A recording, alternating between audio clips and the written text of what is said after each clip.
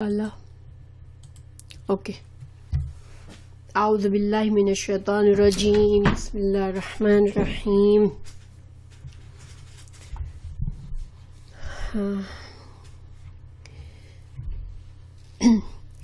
وَلَقَدْ سَمِعَ اللَّهُ قَوْلَ الَّذِينَ قَالُوا إِنَّ اللَّهَ فَقِيرٌ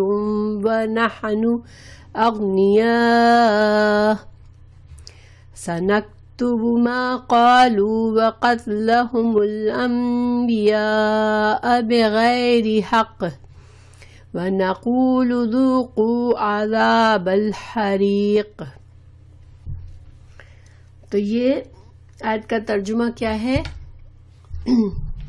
یقیناً اللہ تعالیٰ نے ان لوگوں کا قول بھی سنا جنہوں نے کہا کہ اللہ تعالیٰ فقیر ہے اور ہم تو تونگر ہیں۔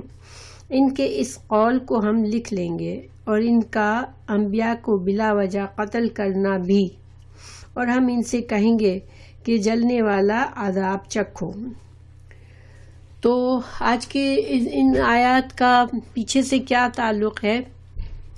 پیچھے ہم سورہ آل عمران کر رہے تھے رمضان سے پہلے، ماشاءاللہ کافی دنوں کے بعد آج دوبارہ کلاس کی ریکارڈنگ ہو رہی ہے۔ تو ہم نے سورہ آل عمران جو ہے وہ رمضان سے پہلے پڑھی۔ اس میں ہم نے کچھ چیزیں جانی کہ سورہ آل عمران میں ہمیں اللہ سبحانہ تعالیٰ نے جنگ احد کے بارے میں تبصرہ فرمایا، اور اس میں مسلمانوں کو جنگ احد میں مسلمانوں کو شکست ہوئی تھی، اور اس شکست کی وجوہات تھی کہ مسلمانوں میں ابھی کچھ کمزوری تھی، مسلمان جو تھے وہ ابھی ان کی اصلاح کی ضرورت تھی۔ تو اللہ سبحانہ تعالیٰ نے اس جنگ احد کی تبصرہ کیا اور ایک ایک بات جہاں جہاں مسلمانوں کو نصیحت فرمانی تھی، ان کی اصلاح فرمانی تھی، وہ بتائی ان کو، تاکہ مسلمان اور مضبوط ہو جائے۔ صحابہ کرام کی تربیت تھی ایک طرح سے کہ مضبوط ہو جائے وہ، اور بھی آئندہ کے لیے وہ، کیونکہ ان کا مشن بہت ہی آئندہ کے لیے بہت اہم اور امپورٹنٹ مشن تھا۔ آپ صلی اللہ علیہ وسلم اسلام کا مشن لے کر آئے، اور اللہ سبحانہ تعالیٰ ہر کام اسباب کی پردوں میں کرتا ہے۔ اللہ سبحانہ تعالیٰ جب چاہے تمام لوگوں کو اپنا فرما بردار بنا دے، تاکہ اس دنیا میں کوئی بندہ بھی اللہ کی مرضی کے بغیر نہ چلے، مگر یہ اللہ سبحانہ تعالیٰ کا جو کریشن پلان ہے، جو اللہ سبحانہ تعالیٰ نے جس پلاننگ کے تحت اس دنیا کو بنایا، انسانوں کو بنایا، تو اس میں یہ مقصد تھا کہ اللہ سبحانہ تعالیٰ اس مخلوق کو، اس مسلمان لوگوں کو، انسانوں کو جن کو اللہ نے اختیار دیا ہے، کہ اللہ سبحانہ تعالیٰ نے اپنی پہچان کرائی، پھر اللہ تعالیٰ نے اختیار دیا ہے، چاہے تو بندے اللہ کے فرما بردار بن کے رہیں اور چاہے تو نافرمانی میں زندگی کا وقت گزار دے، لیکن ایک وقت آئے گا کہ سارے لوگ اس دنیا سے رخصت ہو جائیں گے، اور پھر ان کو دوبارہ اٹھایا جائے گا، اور پھر ان کے ساتھ جو ہے جو آخرت کی زندگی ہے، جو ہمیشہ کی زندگی ہے، اس میں ان کے جو بھی دنیا کے اعمال تھے، دنیا میں جس طرح انہوں نے اپنا وقت گزارا، اس لحاظ سے ان کو جزا یا سزا ملے۔ یہ اللہ سبحانہ تعالیٰ کا پلان ہے۔ اللہ تعالیٰ نے زندگی مقصد بنائی ہے، تو لیکن رسولوں کو بھیجنے کا مقصد یہ ہوتا ہے کہ اللہ تعالیٰ اپنے بندوں کو بتائے کہ بندوں کو اللہ نے کیوں پیدا کیا ہے اور ان کا مقصد کیا ہے دنیا میں، کہ اس دنیا میں اس زمین پر اپنی زندگی کو اللہ کی فرما برداری میں گزارے، نمبر 1، نمبر 2 اس زمین پر عدل قائم کرے، اور جو لوگ نافرمانی کرتے ہیں، جو اس دنیا میں اپنی منمانی کر کے فساد پھیلاتے ہیں، اس فساد کو مسلمانوں کی ذمہ داری ہے، اللہ کے فرمانبردار بندوں کی ذمہ داری ہے، جو انبیاء کی قیادت میں ان سرکش لوگوں کا جو اللہ کے نافرمان ہے، جو دنیا میں اپنے آپ کو بہت بڑا سمجھتے ہیں اور دنیا میں فساد پھیلاتے ہیں، کیونکہ زمین میں فساد اسی لیے ہوتا ہے کہ انسان اپنی مرضی چلاتا ہے، اور جب اپنی مرضی چلاتا ہے تو حقوق اور اللہ تعالیٰ نے جو ایک بیلنس رکھا ہے فرائض اور حقوق کا، اللہ کے حقوق ہیں، بندوں کے حقوق ہیں، ہمارے حقوق اور فرائض جو اللہ کے ساتھ ہیں، جو بندوں کے ساتھ ہیں، جب تک ان میں عدل و انصاف نہیں ہوگا، جب تک اس دنیا میں امن و امان اور دنیا میں صحیح عدل قائم نہیں ہوگا۔ تو اس مسلمانوں کا جب رسول آتے ہیں تو ان کا یہ مقصد ہوتا ہے کہ ان لوگوں کو اپنے اس مقصد سے آگاہ کریں کہ تم خود بھی مسلمان بن کے رہو، اللہ کے فرما بردار بن کے رہو، اور اللہ کا جو دین ہے، اللہ کے جو قوانین ہیں اس کو نافذ کرو دنیا میں۔ تو اب اس کے لیے ظاہری بات ہے کہ مسلمانوں کو جنگیں بھی کرنی پڑے گی۔ کوئی بھی جو طاغوت ہے، جو سرکش قومیں ہیں، جو سرکش لوگ ہیں، جو اس دنیا میں اپنی منمانی کرنا چاہتے ہیں، وہ آسانی سے تو اپنی رسولوں کی بات نہیں مانتے، نہ آسانی سے اپنے مفاد کو لیٹ گو کرتے ہیں، بلکہ وہ مخالفت کرتے ہیں۔ تو اب مسلمانوں کا یہ ایک ذمہ داری ہو جاتی ہے کہ پہلے خود دین کو سمجھے، سیکھے، اور پھر اس دین کو دنیا میں آگے پھیلائے، اور جو لوگ اس دنیا میں عدل کو خراب کر رہے ہیں ان کے ساتھ اگر وقت پڑے تو ان کے ساتھ جہاد بھی کرے، ان کے ساتھ قتال بھی کرے۔ تو اس کے لیے مسلمانوں کی اللہ سبحانہ تعالیٰ نے جنگ احد کی مثال بتا کے مسلمانوں کی اصلاح فرمائی، کیونکہ آپ صلی اللہ علیہ وسلم کی مدینہ کی زندگی اگر ہم دیکھتے ہیں تو آپ صلی اللہ علیہ وسلم کو کئی جنگیں لڑنی پڑی قریش سے اور مسلمانوں کے دشمنوں سے۔ تو اور ظاہری بات ہے کہ اس میں صحابہ کرام آپ صلی اللہ علیہ وسلم کے ساتھ تھے، تو ضروری تھا کہ صحابہ کرام کی مسلسل جو ہے وہ ان کی تربیت کی جائے، اور ان کی جو خامی، ان کے اندر جو بھی کوتاہی ہو، جو کمی ہو، جو پچھلی جہالت ہو، اس کو دور کیا جائے۔ تو اسی سلسلے میں اللہ سبحانہ تعالیٰ نے پہلے مسلمانوں کو ان کی مسٹیکس بتائی، پھر آیت 80 سے پہلے جو ہے وہ مسلمانوں کو سمجھایا گیا کہ اس راہ میں انسان کو اللہ کے لیے اپنی جانیں بھی قربان کرنی پڑتی ہیں اور اپنا مال بھی قربان کرنا پڑتا ہے، جب کہیں جا کے یہ اپنے مقصد میں کامیاب ہو سکتے ہیں اور اللہ سبحانہ تعالیٰ کے نزدیک سرخرو ہو سکتے ہیں، اللہ کے دین کو دنیا میں رائج کر سکتے ہیں۔ تو لیکن پھر اللہ نے سمجھایا کہ دیکھو شہیدوں کو تم مردہ مت سمجھو، جو لوگ جان کی قربانی دے جاتے ہیں اللہ کی راہ میں ان کو مردہ نہیں سمجھو، ان کی تو بہت ہی عظیم ان کے لیے تو اجر ہے، اور ان کی وہ تو برزخ کی زندگی میں اللہ سبحانہ تعالیٰ سے رزق حاصل کر رہے ہیں،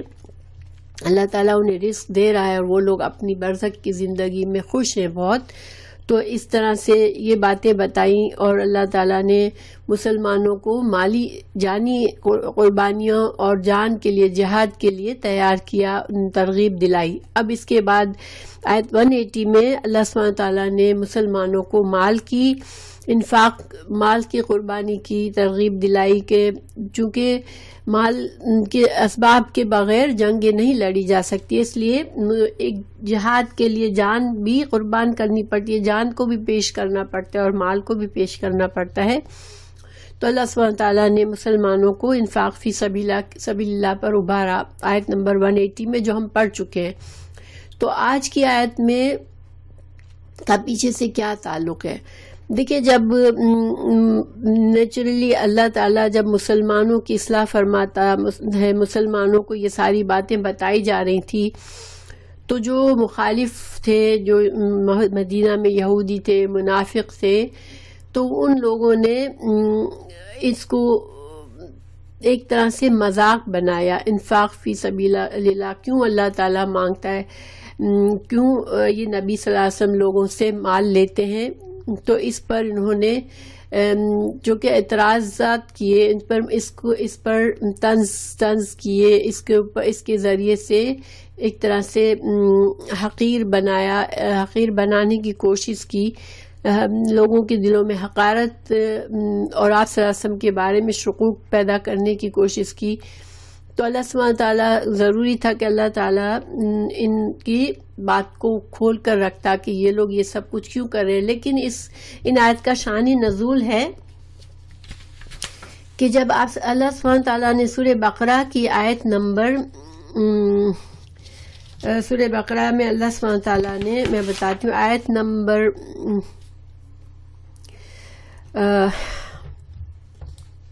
245، ٹھیک ہے، 245 آیت نمبر میں اللہ تعالیٰ نے فرمایا کہ من ذا الذی یقرض اللہ قرضا حسنا فیضاعفہ لہ اضعافا کثیرا، یعنی کون ہے جو اللہ کو اچھا قرض دے بس اللہ اسے خوب بڑا چڑھا کر دے. تو یہ اللہ سبحانہ تعالیٰ نے اس انداز میں ایک طرح سے مسلمانوں کو جو مال ہم خرچ کرتے ہیں اللہ کے دین کو آگے بڑھانے کے لیے، دین کی خدمت کے لیے، تو اس مال کو اللہ نے اپنے ذمہ قرض کی طرح لیا. حالانکہ دیکھیں اصل حقیقت تو یہ ہے کہ انسان کو یہ معلوم ہونا چاہیے، اور ایک مسلمان یہی بلیو کرتا ہے کہ مجھے جو کچھ بھی نعمتیں ملی ہیں دنیا کی، میری زندگی، میری جسم کی نعمتیں، میرے آس پاس میرے خاندان، میری اولاد، میرے گھر والے، میرا مال، میری ہر چیز اللہ سبحانہ تعالیٰ کی دی ہوئی ہے. اور اللہ نے مجھے یہ چیزیں، چاہے میں نے اللہ سے دعا کی اور اللہ نے میرے مانگنے پر دی ہے یا اللہ نے مجھے بغیر مانگے دی ہے، لیکن مسلمان کو یہ یقین ہوتا ہے کہ مجھے جو بھی نعمتیں ملی ہیں وہ اللہ سبحانہ تعالیٰ کی دی ہوئی ہیں، اور اللہ جب چاہے ان نعمتوں کو مجھ سے لے سکتا ہے. یہ ایک طرح سے امانت ہے، اور جو امانت مجھے دی گئی ہے اس کے بارے میں مجھ سے سوال بھی کیا جائے گا کہ اللہ کی نعمتیں جو مجھے ملی میں نے کس طرح خرچ کیا. تو یہ تو اللہ سبحانہ تعالیٰ کی شان ہے، اللہ سبحانہ تعالیٰ کی بندوں پر عطا ہے کہ اپنے ہی دیے ہوئے مال میں سے اللہ تعالیٰ تھوڑا سا مال چاہتا ہے ہمیں کہ ہم اللہ کی راہ میں خرچ کریں، ہم اللہ کے دین کے فروغ کے کاموں میں اس کو استعمال کریں. تو اس مال کو بھی اللہ تعالیٰ ایک قرض کی طرح سے ہم سے لیتا ہے کہ پھر اس کو ہمارے لیے سنبھال کے رکھتا ہے، اور یہ ہمیں آخرت میں اللہ سبحانہ تعالیٰ ہمارے لیے اس اجر و ثواب کا ذریعہ بناتا ہے. تو اس طرح سے چونکہ قرض ایسی چیز ہوتی ہے جو کہ انسان کسی کو دیتا ہے تو اسے معلوم ہوتا ہے کہ مجھے یہ واپس ملے گی. تو اللہ کے دین کے لیے مال خرچ کرنے کو اللہ نے قرض کہا، تو یہ تو ہمارے لیے بہت خوشی کی بات ہے. اللہ سبحانہ تعالیٰ کی رحمت اور اللہ کی شان بے نیازی سے ہمیں پتہ چلتا ہے کہ یہ اللہ تعالیٰ خود ہی دیتا ہے، اور خود ہی ہمیں تھوڑا سا، پورا مال نہیں مانگتا، تھوڑا سا اس مال میں سے مانگتا ہے کہ تم یہ اپنی آخرت کے بہتری کے لیے خرچ کر لو. تو اس پر بھی میں اس کو ایسے قرض کے طور پر لے لوں گا. اس کو میں یہ نہیں کہ میں تمہارا یہ مال دنیا یا آخرت کے لیے ضائع ہو گیا، نہیں، یہ مال جو تم دو گے وہ تمہارے لیے اسی طرح ہوگا جیسے تم نے مجھے قرض دیا ہے. مگر جو فتنہ چاہتے ہیں، جو دین کو بس قبول نہیں کرنا چاہتے، جو صرف دنیا کی زندگی کو پسند کرتے ہیں، وہ نیچرلی ایسی ہر چیز کے خلاف اس کو ایک مذاق بناتے ہیں. اور مذاق بنانے کا مقصد یہ ہوتا ہے کہ اس بات کو ہلکا کر دو، اس کا اثر کم کر دو. آپ دیکھیں دنیا میں ہم لوگوں سے بھی ایسا ہوتا ہے کہ ہم کسی کو بہت ہی صحیح بات کر رہے ہیں، لیکن اس بندے کو ہماری بات کو نہیں قبول کرنا تو وہ اس بات کو مذاق بنا دے گا. اور مذاق بنانے کا مقصد یہی ہوتا ہے کہ ہماری بات کو ہلکا کر دیا جائے کہ کوئی اور بھی نہ سنے ہماری بات کو. تو جب یہ آیت نازل ہوئی سورہ بقرہ کی 245، تو اس پر یہود نے کہا اور منافقین نے کہا کہ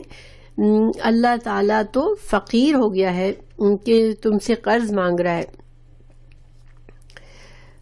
یہود نے کہا اے محمد صلی اللہ علیہ وسلم، تیرا رب فقیر ہو گیا ہے کہ اپنے بندوں سے قرض مانگ رہا ہے.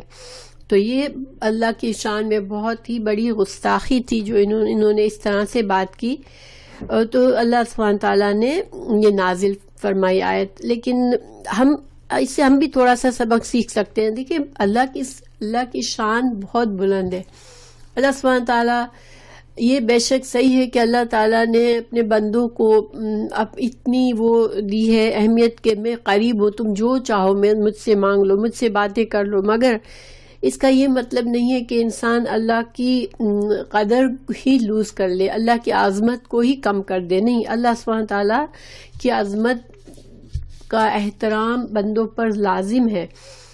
کیونکہ ہم تو کچھ بھی نہیں ہیں، ہم تو ایک ذرے کے برابر بھی ہماری حیثیت نہیں ہے. اللہ سبحانہ تعالیٰ مالک کل ہے. اللہ ہم کو پورا اختیار ہے کہ جب چاہے ہمارے ساتھ جو معاملہ کرے. تو جب انسان اس حد تک گمراہی میں چلا جاتا ہے، تکبر میں، اپنی دنیا کی محبت میں اور ضد میں، حسد میں آ جاتا ہے کہ وہ بالکل بیوقوف بن جاتا ہے. کیونکہ اللہ کی یہود بھی اللہ سبحانہ تعالیٰ کو تو جانتے تھے کہ اللہ سبحانہ تعالیٰ کی عظمت ہے، اللہ سبحانہ تعالیٰ کی شان ہے، اللہ سبحانہ تعالیٰ کی کتنی قدرت ہے کہ اللہ ہمیں جب چاہے ہمیں اس دنیا سے ہمارا نشان بھی مٹا دے. مگر اتنی بڑی بات کرنا یہ بہت بڑی گستاخی کی اور بہت جرأت کی بات تھی. تو ہم یہ سیکھ سکتے ہیں اس سے کہ مذاق میں بھی کبھی ایسی بات نہ کریں کہ اللہ سبحانہ تعالیٰ کے کسی فیصلے پر ہم اس کو ہلکا کریں، اللہ کی کسی بات کو ہم ہلکا کر دیتے ہیں. تو اللہ نہ کرے ہم اس طرح کے ہمیں نہیں ہونا چاہیے. ایسے کہ بعض لوگ کرتے ہیں کہ وہ مذاق میں اس طرح کی باتیں کرتے ہیں، لیکن نہ ایسی باتوں کو ہمیں انٹرٹین کرنا چاہیے، نہ ان پر ہمیں ہنسنا چاہیے، نہ ایسے لوگوں کو انکریج کرنا چاہیے، اور نہ خود ایسی باتیں کرنی چاہیے. بہرحال تو اللہ سبحانہ تعالیٰ نے یہ آیت نازل فرمائی کہ ہم اس پر دوبارہ غور کر دیتے ہیں کہ لَقَدْ سَمِعَ اللَّهُ قَوْلَ الَّذِينَ قَالُوا، اللہ نے بے شک سن لیا ان لوگوں کا قول. کیونکہ اللہ سبحانہ تعالیٰ ہر چیز سنتا ہے، ہم جو کچھ بندے کر رہے ہیں، جو اللہ ہر چیز کا علم رکھتا ہے. تو اللہ تعالیٰ نے فرمایا کہ ہم نے یہ لکھ لی، ان کی بات کو ہم نے لکھ لیا ہے، اور یہ ہم بے شک یہ اللہ کی مہلت کا قانون ہے کہ اللہ تعالیٰ وقت ہر کسی کے انجام کے لیے مہلت ہے، ہر انسان کی موت کے لیے وقت ہے. جس انسان کو جتنی مہلت اللہ نے دی ہے، اللہ حلیم ہے، اللہ تعالیٰ فوراً نہیں پکڑتا ہے. بعض اوقات لوگ اتنے بڑے بڑے جرائم کرتے ہیں، لیکن اللہ سبحانہ تعالیٰ ان کو بھی رزق بھی دیتا رہتا ہے، ان کو زندگی ان کی جاری رکھتا ہے جب تک اللہ نے اس کے لیے موت نہیں لکھی ہے. تو لیکن ہر انسان کا جو انجام ہے وہ تمام اعمال کے مطابق ہی ہوگا، اچھا یا برا انجام جو ہے وہ اعمال کے مطابق ہوا. تو اللہ تعالیٰ نے فرمایا کہ ان کی بات لکھ دی گئی ہے ان کے حق میں ایک گناہ کے طور پر. ان کے نہ صرف یہ بلکہ ان کی جو یہ جرم بہت بڑا ہے، لیکن انہوں نے اور بڑے بڑے جرائم کیے کہ انہوں نے اللہ کے انبیاء کرام کو یہ جملہ تو انہوں نے رسول اللہ صلی اللہ علیہ وسلم کی بات کو ہلکا کرنے کے لیے، آپ کے کائنڈ آف مذاق اڑانے کے لیے کہا، تاکہ دوسرے لوگ بھی ڈسکریج ہو کے صدقہ خیرات سے بچیں یا آپ کی صلی اللہ علیہ وسلم کی بات سے پر اثر نہ لیں. لیکن انہوں نے تو اس سے بھی بڑے جرائم کیے کہ انہوں نے تو اپنے انبیاء کرام کو بھی قتل کیا ہے بغیر حق. اور یہ یہود کی ہسٹری میں ہمیں ملتا ہے کہ انہوں نے کئی انبیاء کو قتل کیا تھا. حضرت عیسیٰ علیہ السلام کے خلاف بھی قتل کی سازش کی تھی، اور حضرت زکریا علیہ السلام، حضرت یحییٰ علیہ السلام. تو انہوں نے اس حد تک وہ آگے بڑھ گئے اپنی گمراہی میں کہ انہیں یہ بھی احساس نہیں ہوا کہ ہم اللہ کے ان بندوں کو نہ قتل کریں جو ہماری اصلاح کے لیے اللہ نے بھیجے ہیں. لیکن اللہ تعالیٰ فرما رہے کہ ہم نے یہ سب کچھ لکھا ہوا ہے، اور ہم ان سے کہیں گے، ان کے آخرت میں ان سے کہیں گے کہ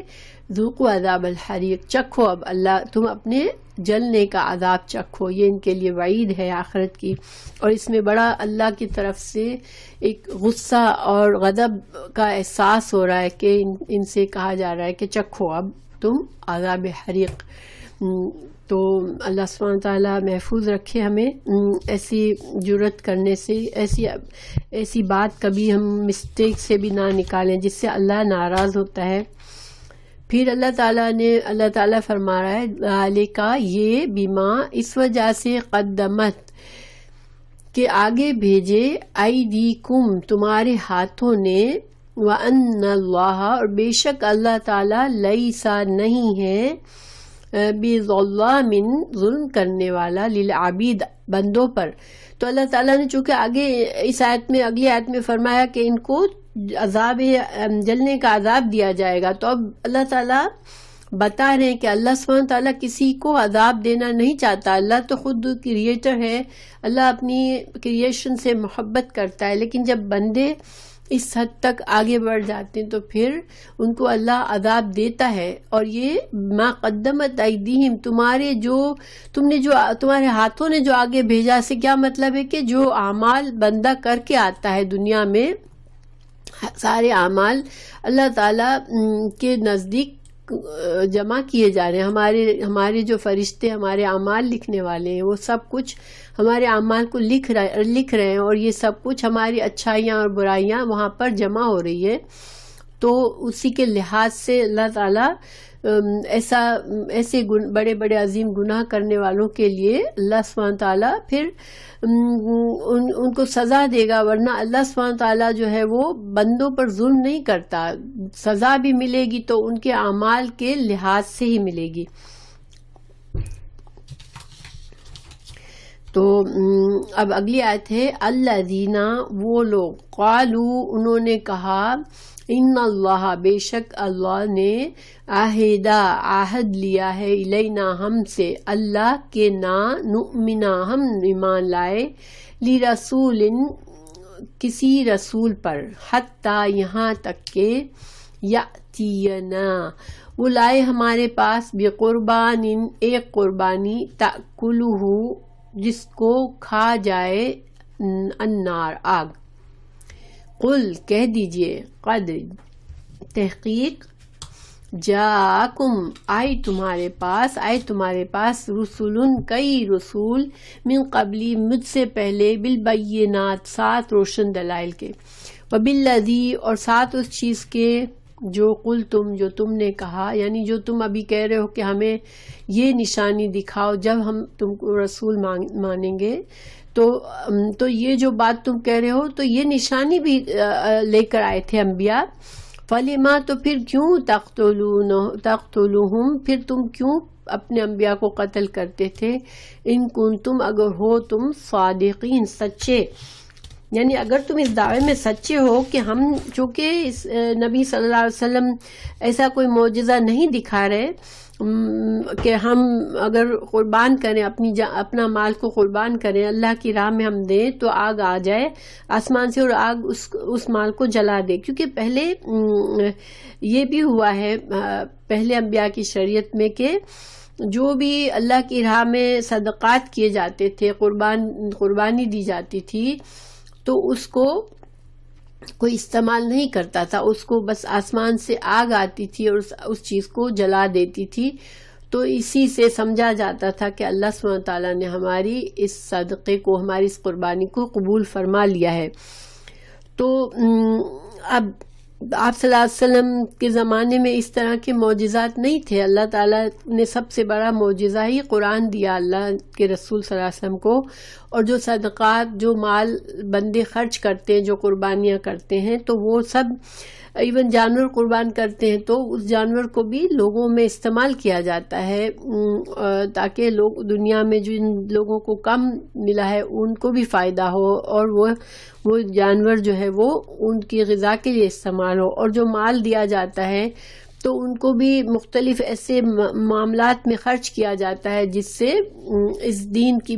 بہبود کے لیے، مسلمانوں کے لیے بھلائی کے لیے، مسلمانوں کے فائدوں کے کام کیے جائے، تاکہ غربت نہ رہے، تاکہ مسلمان جیسے اب اگر جہاد کے لیے انسان فی سبیل اللہ دیتا ہے، اسلام کی سربلندی کے لیے دیتا ہے، جیسے مال خرچ کرتا ہے کہ اسلامی تعلیمات کو عام کرنے کے لیے جو اخراجات کیے جاتے ہیں ان کو سپورٹ کرنے کے لیے، تاکہ دنیا میں لوگوں کو اللہ کا پیغام ملے، یا جہاد کے لیے کہ اسلام کی دفاع کے لیے جو انسان مال خرچ کرتا ہے تو وہ سب کا سب اس خرچ کو استعمال کر کے وہ فائدے اسلام ہی کو حاصل ہوتے ہیں، مسلمانوں ہی کو حاصل ہوتے ہیں ان سے فائدے. تو لیکن کوئی آگ نہیں آگتی کہ وہ ہمیں اس آگ سے اس چیز کو کھا جائے. لیکن اب آپ صلی اللہ علیہ وسلم سے یہودیوں نے، چونکہ اب وہ جانتے تھے آپ صلی اللہ علیہ وسلم سچے نبی ہیں، مگر ضد اور حسد میں وہ ماننا نہیں چاہ رہے تھے، تو ان کی ضد اور حسد نے ان کو اس قدر گرا دیا کہ وہ پھر اس طرح کے جاہلوں کی طرح اس طرح کے معجزے مانگنے لگے کہ آپ صلی اللہ علیہ وسلم سے کہ آپ ایسا معجزہ دکھائے جب ہم آپ کو رسول مانیں گے. تو اللہ سبحانہ تعالیٰ نے جواب دیا کہ ایسے نبی بھی بھیجے تھے کہ جن کی دعا سے آسمان سے آگ آتی تھی اور اہل ایمان کی صدقات اور قربانیوں کو کھا جاتی تھی. یعنی جب طریقہ ہی ہوتا تھا کہ جو مسلمان قربانی اور صدقات کرتے تھے ان کو جمع کر کے پھر ان کے انبیاء اس پر دعا کرتے تھے، تو اللہ تعالیٰ انبیاء کی دعا سے اس مال کو، ان صدقات کو قبول کر کے آسمان سے آگ آتی تھی، اس کو جلا دیتی تھی اور وہ چیز جل کے غائب ہو جاتی تھی. تو یہ جو ہے اللہ تعالیٰ ان سے پوچھ رہا ہے کہ جب تم کو اس طرح کے معجزات بھی دکھائے گئے. ہم جانتے ہیں حضرت موسیٰ علیہ السلام کے پاس کئی معجزات تھے، حضرت عیسیٰ علیہ السلام کے پاس کئی معجزات تھے، جو کہ آپ صلی اللہ علیہ وسلم کو اتنے زیادہ معجزات نہیں دیے گئے تھے. تو مگر پھر بھی ان لوگوں نے اپنے انبیاء کے ساتھ کیا سلوک کیا، تو اللہ تعالیٰ ان کی اس پکڑ کر رہا ہے ان کی اس بات کو کہ تم اگر سچے ہو اس بات پر تو پھر لاؤ. اب یہاں ان آیت سے کیا تعلق ہے؟ دیکھیں یہاں پر چونکہ آپ صلی اللہ علیہ وسلم جو تھے وہ مسلمانوں کو ترغیب دیتے تھے، قرآن میں مسلمانوں کو ترغیب دی گئی کہ اللہ کی راہ میں خرچ کرو، تو وہ خود ظاہری بات ہے کہ اس پوائنٹ پر اس طرح کی باتیں کر کے ایک طرح سے شک بھی ڈال رہے تھے لوگوں کے دلوں میں کہ دیکھو انبیاء کرام تو جب صدقہ مانگتے ہیں تو وہ تو اس کا مقصد یہ ہوتا ہے کہ آگ آ کر اللہ تعالیٰ دکھاتا ہے کہ آگ آ کر اس کو کھا جاتی ہے. تو یہ نبی جو آپ سے مانگ رہے ہیں صلی اللہ علیہ وسلم، تو پھر یہ صحیح نہیں ہے کہ وہ تو اس مال کو خرچ کرتے ہیں دوسرے کاموں کے لیے. تو ایک طرح سے آپ صلی اللہ علیہ وسلم کے بارے میں شکوک بھی پیدا کرنے تھے لوگوں کے دلوں میں. اس طرح سے بھی وہ ایسے اس قسم کے اعتراضات اٹھاتے تھے. تو بہرحال اللہ تعالیٰ نے ان کو جھوٹا ثابت کیا کہ تم چیلنج کیا کہ ٹھیک ہے تم نے ایسا کیا، تو پہلے کون سا تم ایمان تم لائے تھے جو تم اب ایسی باتیں کر رہے ہو. پھر اللہ تعالیٰ نے تسلی دی رسول اللہ صلی اللہ علیہ وسلم کو کہ اگلی آیت میں فَإِن كَذَّبُوكَ کہ اگر كَذَّبُوكَ یہ آپ کو جھٹلاتے ہیں، فقد تو تحقیق کذبا جھٹلائے گئے، رسول کئی رسول من قبل کا آپ سے پہلے، جاؤ وہ لائے بالبینات بہت سی واضح روشن دلائل، معجزات بھی لائے، بہت سے دلائل لائے، والزبور اور صحیفے بھی لائے تھے. اللہ تعالیٰ نے کئی انبیاء کو صحیفے دیے تھے، اور الکتاب المنیر، اور کتاب المنیر سے تورات مقصد ہے کیونکہ تورات قرآن سے پہلے ایک مکمل، جو سب سے مکمل ترین جو اللہ کی طرف سے شریعت آئی تھی تو وہ تورات کی تھی. تو واضح کتاب جس میں روشن دلائل اور اتنی تعلیمات، واضح تعلیمات تھی جو ان کو دی گئی تھی. تو ان کے باوجود بھی، جب ان سب کے باوجود اگر ان لوگوں نے اپنے انبیاء کو جھٹلایا، تو آپ اپنے دل پر غم نہ لیں، آپ اپنے دل پر بوجھ نہ لیں، کیونکہ ظاہری بات ہے آپ صلی اللہ علیہ وسلم کو تکلیف پہنچتی تھی جب آپ صلی اللہ علیہ وسلم کے ساتھ وہ اس طرح کی چالیں چلتے تھے، کیونکہ آپ صلی اللہ علیہ وسلم کو یہ بات بہت تکلیف دہ ہوتی تھی کہ ان کی ایسی باتوں سے بہت سے لوگ جو کنفیوز ہو جاتے تھے آپ کی دعوت کے بارے میں، اور وہ اسلام سے گھبراتے تھے کہ اچھا بات تو صحیح بنتی ہے کہ یہ انسان تو خود مانگتا ہے تو ہم اس کو پھر آگ کیوں نہیں لے گا، یہ اللہ تعالیٰ کے لیے اگر مانگ رہے ہیں تو. لیکن اس طرح کے شکوک شبہات سے پھر آپ صلی اللہ علیہ وسلم کو دکھ پہنچتا تھا، کیونکہ دوسرے لوگوں پر اس کا اثر بھی پڑتا تھا. تو بہرحال اللہ تعالیٰ نے تسلی فرمائی کہ یہ ایسے شریر لوگ ہمیشہ رہے ہیں، یہ نہیں کہ آج کی بات ہے، پچھلے رسولوں کے ساتھ بھی یہ اس طرح کے رویے کیے گئے، ان کو جھٹلایا گیا. حالانکہ ان کو تو واضح قسم کے معجزات، کئی معجزات بھی دیے گئے تھے، پھر بھی انہوں نے جھٹلایا. ان کو اللہ نے ہدایت کی کتاب بھی دی تھی، پھر بھی انہوں نے جھٹلایا. پھر اللہ سبحانہ وتعالیٰ اگلی آیت میں ہمیں یہ بتانا چاہ رہے ہیں کہ یہ دنیا میں ایسے کیوں کرتے ہیں لوگ، کہ وہ صرف دنیا کی محبت میں کرتے ہیں، کہ ان کو دنیا سے اتنی محبت ہوتی ہے، دنیا کے چھوٹے فائدوں میں اتنے زیادہ یہ مگن ہوتے ہیں کہ وہ ان فائدوں کو کسی طرح چھوڑنا نہیں چاہتے، یا اپنے تکبر میں ہوتے ہیں دنیا میں کہ ہم اپنے سے کسی کو کیوں بڑا مانیں. ظاہری بات ہے یہود کو بڑی آپ صلی اللہ علیہ وسلم سے پہلے بڑی یعنی کہ دینوی طور پر وہ مانے جاتے تھے، ان کو بڑی اہمیت حاصل تھی اس وقت، ان کی بڑا اعلیٰ مقام تھا. تو اب وہ اسی لیے وہ نہیں ماننا چاہتے تھے کہ ہم اپنے مقام کو کیوں چھوڑیں. تو یہ ساری چیزیں کیوں انسان کرتا ہے، یہ دنیا میں دنیا کی محبت کے لیے کرتا ہے. تو اللہ تعالیٰ آگے سمجھا رہے کہ دنیا کی زندگی کوئی ہمیشہ کی زندگی نہیں ہے جس کے لیے تم اپنے آخرت کا نقصان کرو. کہ کلو نفسن، ہر نفس، ہر ذات جو دنیا میں اللہ نے جسے زندگی دی ہے وہ ذائقۃ الموت، وہ تو موت کا ذائقہ چکھنے والی ہے. کوئی بھی چیز یہاں پر ہمیشہ کے لیے نہیں رہنے والی. وَإِنَّمَا، اور بے شک، توفونا،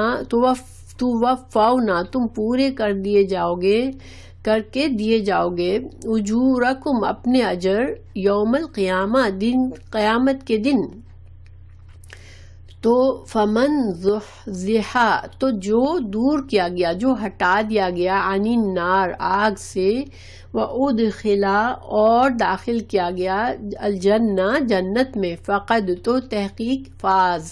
تو وہ کامیاب ہو گیا. ومل حیات الدنیا، اور نہیں ہے دنیا کی زندگی، الا مگر متاع الغرور، دھوکے کا سامان. تو یہ بہت اہم آیت ہے. اللہ تعالیٰ سمجھا رہے ہیں ایسے لوگوں کو جو دنیا کے فائدوں میں اتنے مگن ہوتے ہیں کہ اپنا آخرت کو بالکل ترجیح نہیں دیتے، اور وہ اپنے گناہوں پر، اپنے برے رویوں پر، غلط رویوں پر اڑے رہتے ہیں. تو اللہ تعالیٰ نے فرمایا کہ تم سب کو موت آنی ہے، اور موت کے بعد جو تمہیں زندہ کیا جائے گا تو تمہارے جو آج کے اعمال ہیں ان کا تمہیں پورا بدلہ دیا جائے گا. اگر تم آج اچھے اعمال کر کے جاؤ گے، اللہ کی فرمانبرداری میں زندگی گزارو گے، رسولوں کی بات کو مانو گے اور نیکی کے کام کرو گے، تو وہ سارا کا سارا تمہیں آخرت میں فائدہ دے گا. لیکن اسی طرح اگر تم غلط کام کر کے آؤ گے،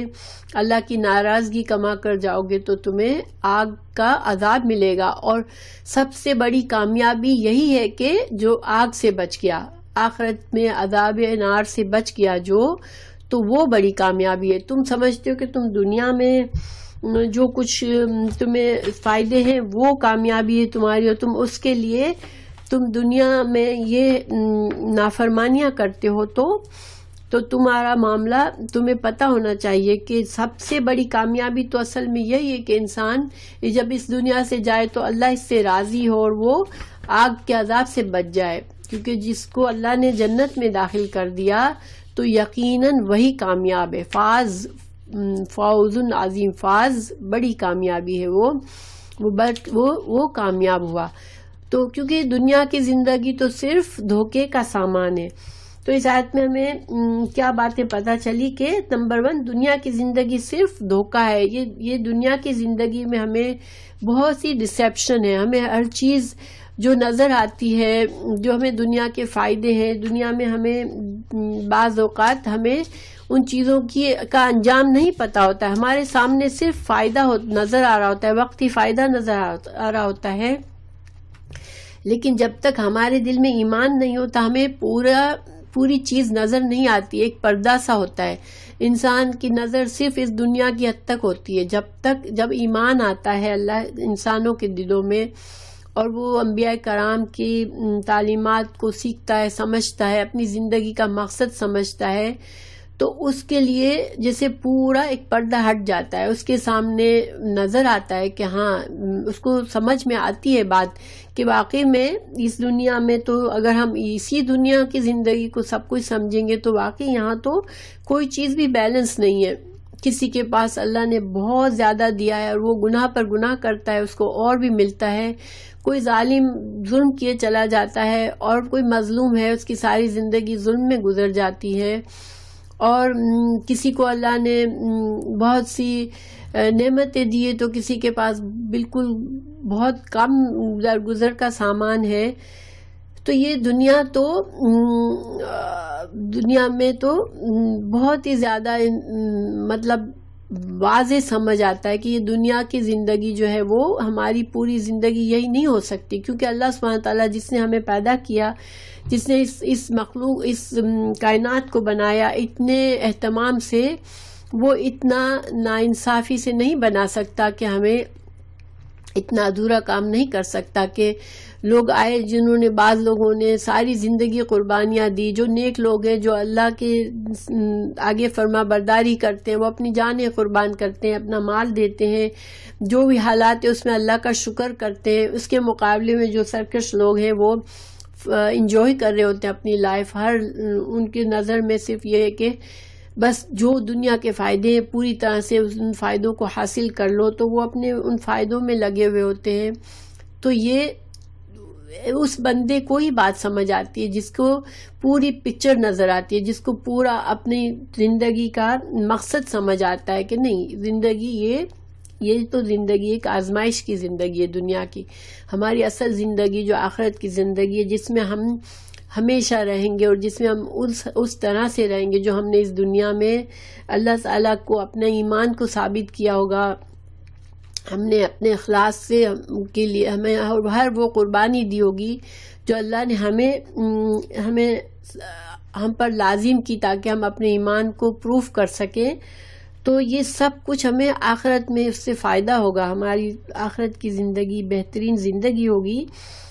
تو جن لوگوں کو یہ امید ہوتی ہے اور جو وہ ان کو نظر آ رہا ہوتا ہے، ان کو مقصد سمجھ آتی ہے، ان کو حکمت سمجھ آتی ہے باتوں کی، لیکن جو اتنا سیلفشلی زندگی گزار رہا ہوتا ہے وہ ایک طرح سے اس کی عقل پر پردہ آ جاتا ہے. اس کو بس اتنا بس جو شروع میں ہو رہا ہے، جو دنیا میں ہو رہا ہے، جو ابھی مل رہا ہے، بس وہی نظر آتا ہے. تو اللہ تعالیٰ نے آیت میں بتایا کہ دنیا کے نمبر 1 دنیا کی زندگی صرف دھوکے کا سامان ہے. دھوکا کیوں کہا گیا؟ کہ اگر جو کوئی اس کو ہی سب کچھ سمجھے گا تو وہ اصل میں اپنے آپ کو دھوکا دے رہا ہے، اور اس کو جب ہوش آئے گا، جب بہت لیٹ ہو چکی ہوگی، تو یہ دنیا دھوکے کا سامان ہے. پھر نمبر 2 بات ہمیں یہاں یہ پتہ چلتی ہے کہ موت برحق ہے. ہر انسان کو، ہر جاندار چیز اس دنیا کی، اس کائنات کی، اس کو موت لاحق آئے گی، موت آئے گی اسے. موت برحق ہے. موت کے بغیر موت سے کوئی نہیں بھاگ سکتا. نمبر 3 چیز ہمیں یہاں پتہ چلتی ہے کہ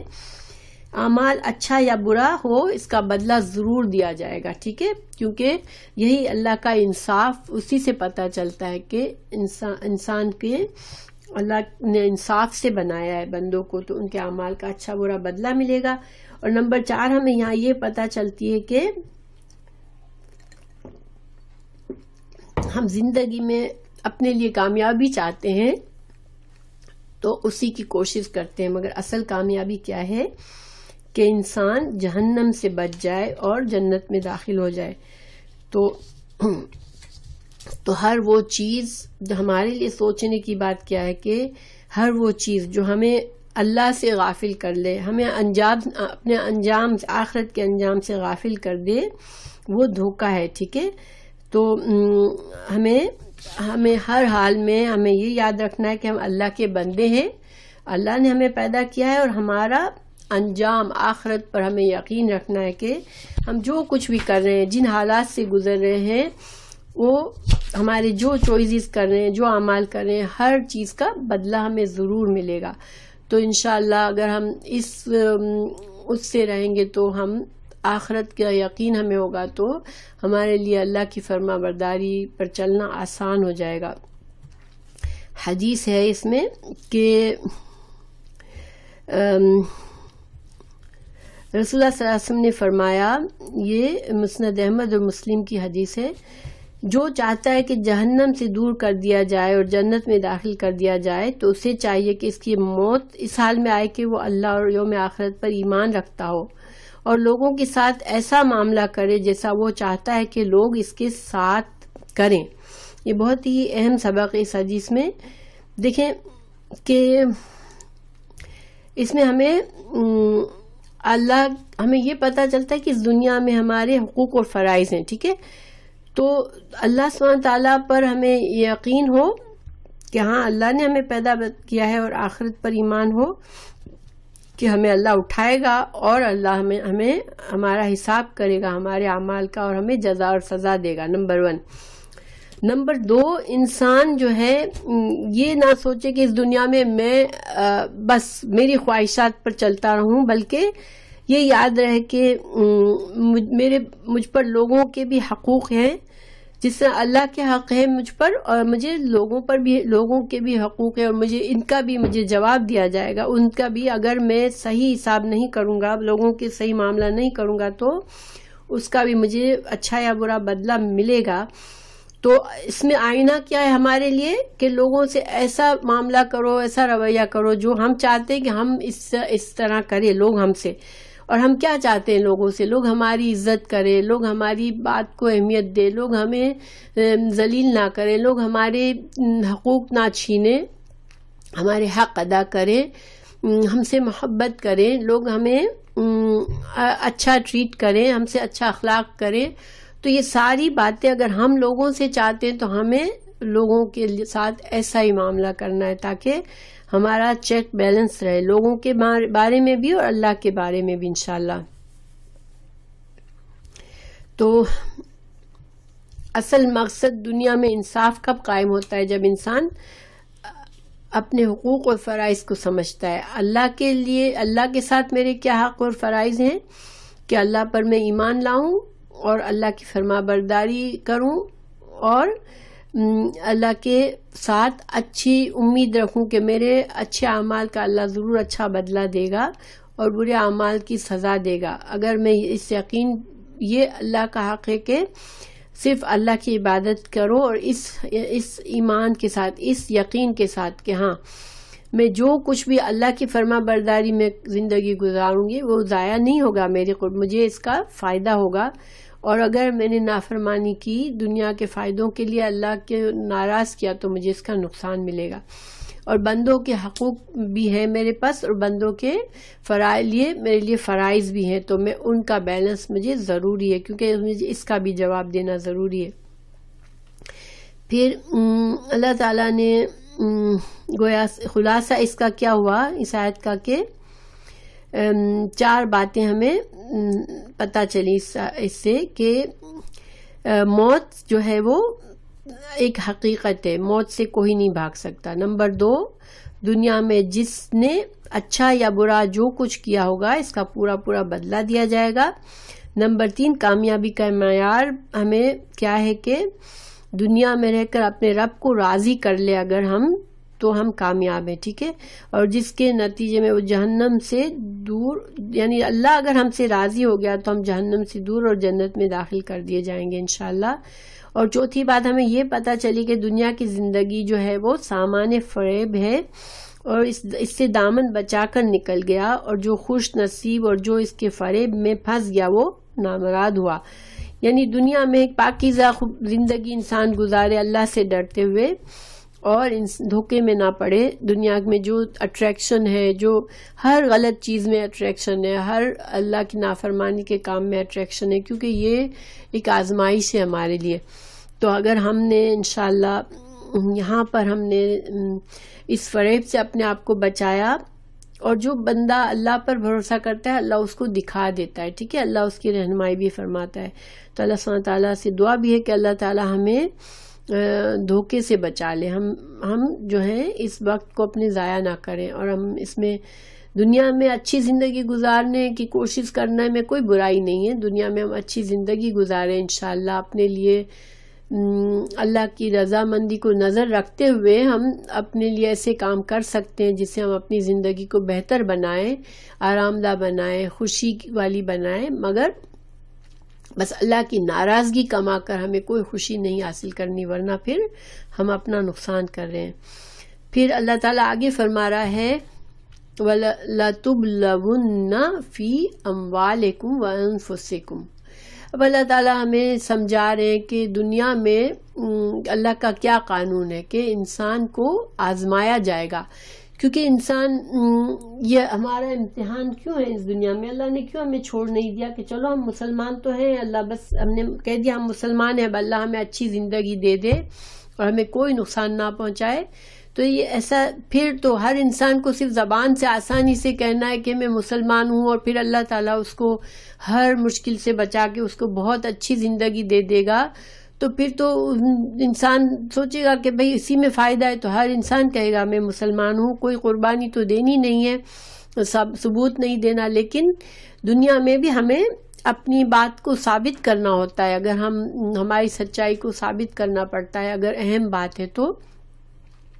تو اللہ کے نزدیک ہمارا ایمان کی بھی سچائی اسی میں ثابت ہوگی، اللہ تعالیٰ ہمیں آزمائے گا۔ اللہ تعالیٰ نے فرمایا لَتُبْلَوُنَّ کہ تم ضرور، یہ یہاں پر تاکید ہے، نون پر شد جب آتا ہے وہ تاکید کے لیے آتا ہے، تم ضرور آزمائے جاؤ گے، فی اموالکم تمہارے مالوں میں، وانفسکم اور تمہاری جانوں میں، وَلَتَسْمَعُنَّ اور البتہ تم ضرور سنو گے، من الذین ان لوگوں سے، اوتوا الکتابہ جو کتاب دیے گئے ہیں، من قبلکم تم سے پہلے، ومن الذین اشرکوا اور جو لوگوں نے شرک کیا، اذًا وکثیرا بہت زیادہ تکلیف دہ باتیں سنو گے تم ان سے، ان تصبروا اگر تم صبر کرو، وتتقوا اور تقوی اختیار کرو، فإن تو بے شک ذالک یہ بات، من عزم الامور یہ بہت ہی بڑی ہمت کے کاموں میں سے یہ بات کہ تم صبر کرو اور تقوی کرو۔ یہ بھی بہت ہی خوبصورت، بہت اہم آیت ہے۔ دیکھیں اللہ تعالیٰ نے انسان کو دھوکے میں نہیں رکھا، اللہ تعالیٰ نے ہمیں سمجھا دیا ہے دنیا کی زندگی میں۔ سورہ بقرہ میں بھی اللہ تعالیٰ نے فرمایا آیت 155-156 میں کہ ہم ضرور بضرور تم کو آزمائیں گے، خوف سے، بھوک سے، مال کی کمی سے، جان کے نقصان سے، صبر کرنے والوں کے لیے خوشخبری ہے، اور جو لوگ دنیا کے نقصان پر انا للہ و انا الیہ راجعون کہیں گے وہ جو ہے ان کے لیے بہتری ہے۔ تو آپ دیکھیں اللہ تعالیٰ نے اور بھی بہت سی جگہوں پر یہ بات سمجھائی ہے کہ زندگی میں تم یہ نہ سمجھو کہ بس زندگی میں ہم پر کوئی مشکل نہیں آئے گی، کوئی آزمائش نہیں آئے گی، یہ زندگی آزمائشیں آئیں گی، کیونکہ یہ زندگی آزمائش کے لیے ہے۔ اللہ تعالیٰ کو ہمیں ثابت کرنا ہے کہ ہم اللہ کے مخلص بندے ہیں۔ تو جب آزمائش آتی ہے تو اس کا صرف آزمائشیں جو ہوتی ہیں انسان کی، تو یہ نہیں کہ اس سے صرف انسان کا نقصان ہی نقصان ہوتا ہے، دنیا میں بھی انسان کو آزمائش کے کئی فائدے ہوتے ہیں۔ دیکھیں جس آزمائش انسان کو جب انسان گزرتا ہے اس میں اللہ کے فیصلوں پر صبر کرتا ہے تو وہ اس کے گناہ مٹتے ہیں، اس کے درجات بلند ہوتے ہیں، اس سے آخرت کے لیے اس کے لیے بہتری اس کو حاصل ہوتی ہے، اور انسان اللہ سے قریب ہوتا ہے۔ دیکھیں اگر انسان کی زندگی میں کوئی بیماری، کوئی تکلیف، کوئی نقصان نہ آئے تو کیا ہوتا ہے کہ انسان مست ہو جاتا ہے، اس کا پھر مزے میں اپنی دنیا میں ہی بیزی ہو جاتا ہے۔ لیکن آزمائش انسان کو چونکا دیتی ہے، انسان کو غفلت سے اٹھا دیتی ہے، اور وہ انسان جو ہے دوڑتا ہے، جتنا انسان بیماری میں، تکلیف میں اللہ کسی اخلاص سے دعا مانگتا ہے، اتنا کبھی بھی وہ اچھے حالات میں اس کی وہ بات نہیں آتی، اس کی دعاؤں میں، اس کی نمازوں میں اللہ سے وہ اخلاص نہیں آتا جب تک اس کے دل میں درد نہ ہو۔ تو آزمائشوں کے فائدے بھی ہیں، اور آزمائشوں میں سے گزر کر انسان اگر اللہ کا شکر گزار رہتا ہے اور اللہ پر یقین رکھتا ہے تو اس سے اللہ کی رضا بھی اس کو حاصل ہوتی ہے، اور آخرت کے درجات اس کو بلند ہوتے ہیں۔ جتنا اگر انسان بہت بیمار ہوتا ہے اس کے گناہ جڑ جاتے ہیں، اس کے جب تنگی، پریشانی، بیماری، گناہ، نقصان، کسی کی موت، ان چیزوں پر جب انسان اللہ کے فیصلے سمجھ کر قبول کرتا ہے تو اس کا توکل اللہ پر بڑھتا ہے، اللہ سے قربت بڑھتی ہے اور اللہ اس سے راضی ہوتا ہے۔ تو مگر ان چیزوں سے گزرنا ظاہری بات ہے کہ مشکل ہوتا ہے، تو انسان مشکل میں کیا کرے؟ صبر کرے اور تقوی اختیار کرے۔ صبر اور تقوی دو چیزیں جو ہیں وہ انسان کے لیے آزمائشوں سے کامیابی کا ذریعہ ہے۔ تو صبر یہاں پر کیا ہے کہ انسان دین پر جمے رہے، اللہ کے بارے میں کبھی کسی برے حالات میں اللہ کے بارے میں بدگمان نہ ہو کہ اللہ نے میرے ساتھ ایسا کیوں کیا، اللہ سے شکایت نہ کرے، اور اچھا گمان رکھے کہ اللہ سبحانہ تعالیٰ کے ہر فیصلے میں میرے لیے فائدہ ہے، میرے لیے کوئی نہ کوئی خیر اور بھلائی ہے۔ اور تقویٰ کیا ہے کہ انسان اللہ کا ڈر اسے لوگوں کے ڈر سے زیادہ ہو، تو کبھی لوگوں کے غلبے میں آ کر اللہ کی ناراضگی کے کام نہ کرے، بلکہ چاہے لوگ اگر ناراض بھی ہو رہے ہیں تو اللہ کی رضامندی ہی کو چوز کریں، تو انشاءاللہ ان دو چیزوں سے انسان جو ہے وہ آسان ہو جاتا ہے اس کے لیے مشکلات سے گزرنا۔ تو اور پھر تیسری بات یہاں پر ایک اور بات بھی بتائی کہ اسلام چونکہ حق کا دین ہے تو انسان حق کے خلاف ہمیشہ باطل جو قوتیں ہوتی ہیں ہمیشہ حق کے خلاف ہوتی ہیں۔ تو اسلام کے دشمن جو مسلمان اسلام کو قبول نہیں کر رہے، جو اہل کتاب ہیں، جو مشرکین ہیں، وہ پھر کیا کریں گے کہ ان کے دلوں میں حسد ہے، وہ جانتے ہیں کہ ہم حق پر ہیں لیکن وہ خود حق کو نہیں قبول کرنا چاہتے، پھر وہ حسد کے مارے ہم کو اذیت دینے کی کوشش کرتے ہیں۔ تو ہمیں اس اذیت سے اگر ہم اللہ پر بھروسہ توکل کر کے صبر کر کے ہم دین پہ جمے رہیں گے اور تقویٰ کریں گے اور ہم ان کی رضا کے لیے ہم اللہ کی ناراضگی مول نہیں لیں گے، تو انشاءاللہ یہ بہت ہمت کے کام ہے، لیکن اس کا اجر اور ثواب بہت بڑا ہے۔ تو اللہ تعالیٰ نے حدیث ہے کہ رسول اللہ صلی اللہ علیہ وسلم سے پوچھا، ترمذی کی حدیث ہے کہ مصعب بن سعد سے، اور انہوں نے اپنے والد سعد سے روایت کی، کہا کہ رسول اللہ صلی اللہ علیہ وسلم سب سے زیادہ کس کی آزمائش ہوتی ہے؟ انہوں نے رسول اللہ صلی اللہ علیہ وسلم پوچھا کہ سب سے زیادہ آزمائش کس کی ہوتی ہے؟ تو آپ نے فرمایا انبیاء کی، اس کے بعد بتدریج سب اچھے مسلمانوں کی، اور آدمی کی آزمائش اس کے دین اور ایمان کے درجے کے مطابق ہوتی ہے۔ دین میں جو جتنا سخت ہوتا ہے اس کی آزمائش بھی سخت ہوتی ہے، اور جو دین میں ڈھیلا ہوتا ہے اس کی آزمائش اسی حساب سے ہوتی ہے۔ بندے کی آزمائش ہوتی رہتی ہے یہاں تک کہ اس کے سارے گناہ مٹ جاتے ہیں۔ تو گویا ہم یہ کبھی نہ سمجھے کہ ہم تو اچھے لوگ ہیں، ہم تو نیک لوگ ہیں، ہم پر کیوں مشکلات، بیماریاں، تکلیفیں، پریشانیاں، آزمائشیں آ رہی ہیں۔ نہیں، جتنا بڑا درجہ ہے، دیکھیں انبیاء سے بڑھ کر کس کا درجہ ہے، تو اگر انبیاء کرام پر آزمائشیں آتی ہیں تو پھر اس کا کیا مطلب ہے کہ آزمائش میں کبھی انسان یہ نہ سمجھے کہ او اللہ تو مجھ سے ناراض ہے اس لیے مجھے تکلیفیں دے رہا ہے۔ نہیں، اللہ تعالیٰ مومنوں کی آزمائش ایمان کے مطابق کرتا ہے، جس کا جتنا ایمان ہے اس کی آزمائش اتنی بڑی، کیونکہ اللہ جانتا ہے کہ میرے اس بندے کے اندر صبر ہے، یہ بندہ مجھ پر اتنا یقین رکھتا ہے کہ آزمائش سے ٹوٹے گا نہیں، بلکہ آزمائش سے کامیابی سے گزرے گا، صبر کرے گا اور میری رضا کو قبول کر کے وہ آزمائش سے گزر جائے گا۔ تو آزمائش کے کیا فائدے ہوئے؟ نمبر 1 گناہوں سے پاک ہوتا ہے انسان، نمبر 2 اللہ سے قریب ہوتا ہے، نمبر 3 غفلت دور ہوتی ہے، اور نمبر 4 ایمان بڑھتا ہے۔ ٹھیک ہے، تو اس میں اس آیت کے شان نزول میں ایک واقعہ بیان کیا جاتا ہے کہ آپ صلی اللہ علیہ وسلم کو کتنا اس دین کے لیے صبر کرنا پڑا، کہ کئی بار آپ کے ساتھ بہت غلط رویہ کیا جاتا تھا لیکن آپ صلی اللہ علیہ وسلم صبر کرتے تھے. تو اس کے بارے میں بتایا جا رہا ہے کہ اللہ تعالیٰ نے مومنوں کو جنگ بدر سے پہلے کہی تھی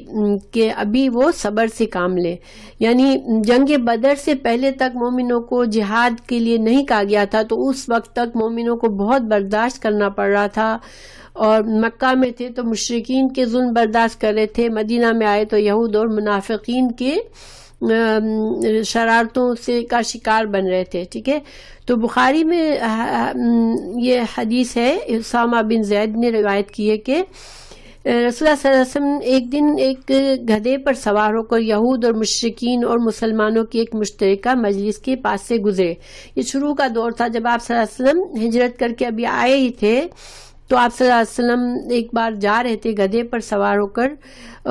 تو آپ کے راستے میں جو ہے وہ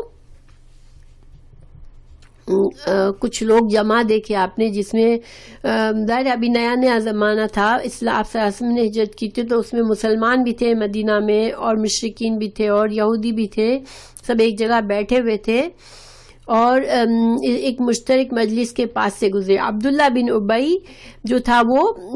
اس مجلس میں کچھ باتیں کر رہا تھا. اور عبداللہ بن ابی کون تھا؟ وہ منافقین کا سردار تھا. تو یہ آدمی جو تھا وہ آپ صلی اللہ علیہ وسلم کے مدینہ ہجرت کرنے سے پہلے اس کو چنا گیا تھا کہ اس کو مدینہ کا بادشاہ بنایا جائے گا. لیکن انہی حالات میں اللہ سبحانہ تعالیٰ نے رسول اللہ صلی اللہ علیہ وسلم کو مدینہ بھیج دیا ہجرت کرا کے، اور مدینہ کے لوگوں نے آپ کو خوشی سے قبول کیا اور بہت کثرت سے لوگ مسلمان ہوئے. تو اس شخص کو چھوڑ دیا گیا. تو یہ بہت ہی زیادہ اس کے دل میں حسد تھا آپ کے بارے میں. تو جب آپ صلی اللہ علیہ وسلم وہاں سے گزرے تو عبداللہ بن ابی نے اپنی ناک پر چادر ڈال کر کہا،